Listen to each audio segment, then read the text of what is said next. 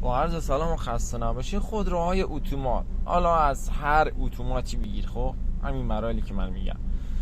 این خودرو از پارک خارج نمیشد. من اینو در بردم بچه‌ها، اگه ببخشید که شیفت لاکش کردم.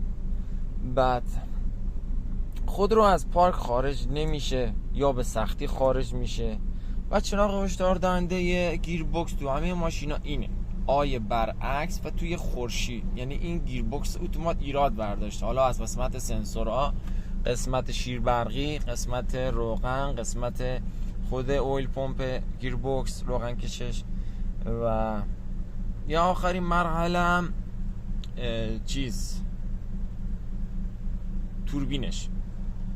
توربین گیر بوکس. این خودرو الان از توربینشه. چرا؟ چون زمانی که نگاه مثلا من از خودرو از میزنم آر یه تقه شدید داره. خب خودرو نگاه کنید، میذارم رو حالت درای، خودرو یه ضربه شدید داره. نگاه کنید کاملا مشهوده، یه ضربه وحشتناک میزنه.